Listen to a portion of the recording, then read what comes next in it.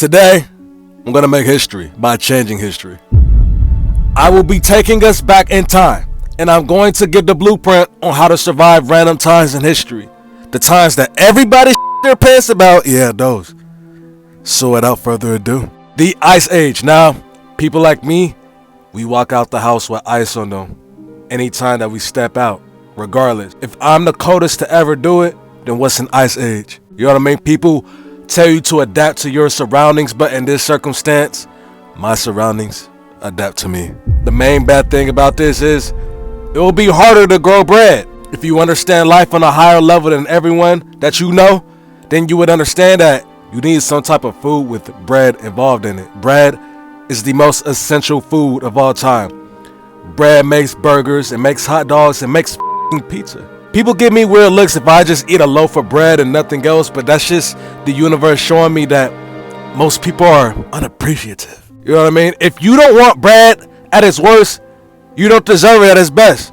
No bread in the Ice Age isn't the worst thing ever. I just have to resort to eating ass instead. This is a clutchable situation though, because I grew up on straight frozen foods. So this wouldn't be a crazy ass adjustment for me. Modern times, frozen food, I'd eat Lunchables, animals, frozen cantaloupe slices, you know what I mean? Maybe grapes. But back then, I cannot eat bread, so I'll just eat rabbits, foxes, berries on plants, and nuts. Pause. I'm the coldest alive, so this is really regular to me. No challenge. The Great Leap Forward. Now, they don't teach about this time in history in school because nobody really gives a about China. So, I'm here to educate. This is an educational channel. Mar Woods, it's an educational channel. The Great Leap Forward was a movement started by the leader of China at the time, Mao Zedong. Mao Zedong. Mao Zedong. Mao. He saw how good the USA was doing in the 1950s. He saw how good we were doing. Back in this time, we were number one in everything. We had the best clothes, the best money, the best athlete, the best hoes. We dropped that bomb on Japan in World War II a few years back. America's order is just maxed out at this time. In China, it wants to be in America's position, but it's simply not built like that. This is when Mao Zedong wanted to copy America's flow for his own country, bro. China was a country that ran off farming and agriculture and whereas America, we had factories and we were like all industrialized. We had all the women and the money. Zedong! He was like, I want to do that too. So he copied it. But the bad thing about it is this follower ass, he tried to do it as fast as possible. He told every farmer in China to forget about their farm. Move over to these factories. Boom. Hell yeah. This is how we're going to start making money. Hell yeah. This is equivalent to being right-handed and expecting to be able to masturbate with your left. Just as good in one day. Of course, this was a shitty method and it wasn't efficient. But when Zedong came through the factories and asked everybody how it was going, the workers at the factory, they said they were flourishing just to make Zedong feel good about himself. And due to this, Zedong took a lot of food and crops for himself and the people in his circle. Because he's a fat f***. Needless to say, it wasn't long before it became clear that this factory method sucked. And food, it wasn't being produced at a necessary rate. And everyone in the country began starving and dying. Even with all this, Mao Zedong thought if you reported from your factory that you were failing massively, he thought that you were trying to make him look bad for his stupid ass idea, and he would punish you for it. This is the part where Mar Woods comes in. The very first day this stupid ass plan comes into play, I would tell Mao Zedong to just be himself and stop trying to copy other people's flow. These factories suck, and we need to get back in the cornfields. If it ain't broke, don't fix it. Everyone back then in China was like, I don't want to make Mr. Mao. I don't want to tell Mr. Mao he's stupid. What if he doesn't like me no more? Nigga, what? Can we all together grow some balls and just tell him to go back on this plan? We don't need to lie to this man about our production being terrible as hell compared to before. I wouldn't be the only one that feels this way either. Everyone would feel this way. I would tell Mao Zedong, everyone hates his idea, and it's not working. In fact, I would tell everyone in the factories with me to leave and go back to their farms. I don't understand how people don't understand. I don't understand how like this happens in societies, bro. I don't understand how a whole country of people just let their government rest their nutsacks on their forehead without doing anything. Huh? Hell no. You're the people. There's millions of you. You can overthrow the system. If I was there, I would make people grow some nuts, no pun intended, and make them slap the hell out of Mao Zedong for having an IQ of a football jersey. This caused up to 45 million people to die due to starvation in China. This would have never happened if I was around. I could easily fix this. I don't know if I'm gonna have to censor this, because I don't know, maybe YouTube, you're making China look bad when you talk about this. The video. F you, YouTube. The caveman era. Now, this era is even easier to survive in than today is, when you consider the fact that you could at least walk around with your out without going to jail. You know what I mean? And language, it wasn't a big thing back then.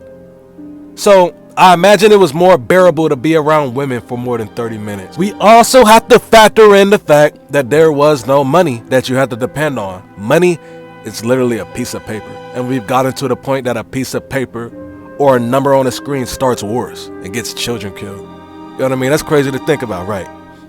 Back in the caveman era, I wouldn't need to worry about buying a house. I could just find a random spot and choose to live there until I wanted to move on to something better. If I wanted a fish, I could just go to a river and catch one with my hands, then cook it in a campfire. I don't know where y'all live, but in Texas, you need a license to catch fish. Huh? Drugs, they were also free. I could find and eat mushrooms and get high without going to jail. It's just a lot more freedom in the caveman era, which is something everybody craves for in modern times, right? Hell yeah. If there's a saber-toothed cat stalking me, then I'll also know. Because in this era, you'd be more alert than a masturbating with the door open. I keep the spear on me at all times. This is an easy time period to survive in. Why do you think me and you are alive? For me to make this and for you to watch this, why do you think that's happening today, right now? Because our ancestors survived, nigga. I don't know how many people will be born past 2025 because we got microplastics in our nuts. Why did I say that? I don't know. The caveman era, it's easy. It's like playing 1960s basketball. Next, the Black Death. I already went over how I'd manage this time period in a past video. But just to add on to that, you're trash. Why do y'all need to spread so much diseases? Everyone in the world hates the US, right? But at least we don't spread international viruses like COVID or HIV. We don't cause any pandemics. And our food tastes way better than the rest of the world. Italian pizza fucking sucks and Little Caesars is better. Anyone saying otherwise, they're just trying to fit in. Pause. It's crazy how something like Popeyes completely clears every cuisine in the UK. I got off topic. That tends to happen on the Marwish channel. But the Black Death. Transsexual, transatlantic trades / American slavery. If I was a plantation slave in America, I will be transported there. Since I am a full black man, I am fully black. I'm not mixed. I don't have the Drake archetype. Obviously, as a little kid, shit can get tragic. Hell yeah. And I know a little English, but I'm an illiterate ass boy. But illiterate doesn't mean you can't read a room. Illiterate doesn't mean, ooh, that's a bar.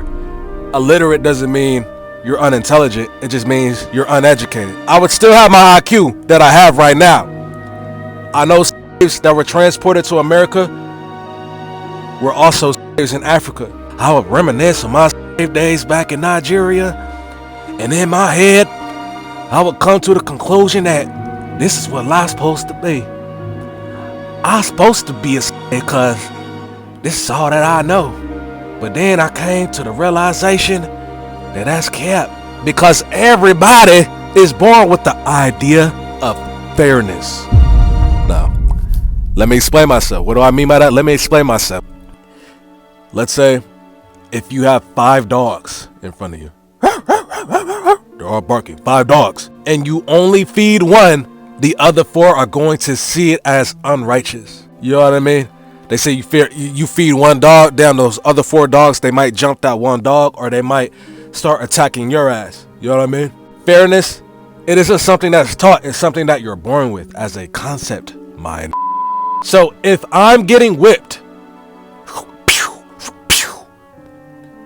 and I have to break my back all day digging in dirt and picking thorns, and at the same time I see the owner's wife and kids sitting on their ass inside getting fat, then obviously I'm gonna have a issue. I can think back to the days in Nigeria and say to myself, yeah, this is bad, but at least they weren't racist over there. You're calling me a when you have a fat wife? Why don't you get your fat ass wife out here in the field so she can stop having her own gravitational pull with her round ass? This is where I would start to rebel, because I'm peeping the unfairness.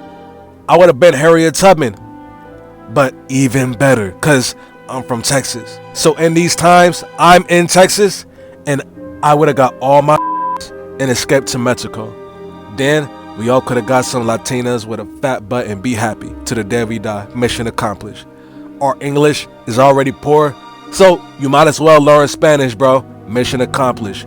We made it. The Roman Empire. I don't know who's gonna see this video, but Mar Woods, it's an educational channel. I'm gonna keep saying that until everyone gets the memo. So I'm telling you right now, if my black ass was captured in Rome, because that's the only reason why an African would be there, right? If I was a prisoner of war or something, getting irons pressed on my back, and they got me hung up against a wall or a pole all day, I would tell my tormentor his mom's a fucking hoe during the time. And then Jesus comes to Rome while I'm in the dungeons, and they try to press Jesus, and Jesus, he isn't folding either. You know what I mean? Jesus, he's like, y'all Romans are foolish. I could walk on water. Who the hell are you? Oh yeah. Words start spreading that Jesus is the truth. Jesus is that nigga. And I become his #1 supporter. Cause I'm like, there's many reasons to fold against the empire, but you stand 10 toes on the ground and on the water, you're built different.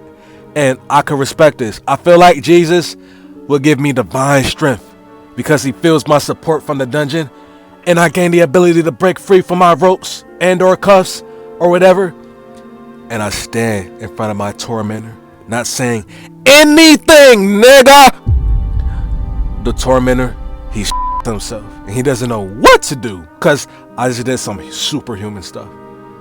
I would look him in the eyes and say, Jesus Christ is King of all Jews, and then walk out the dungeon.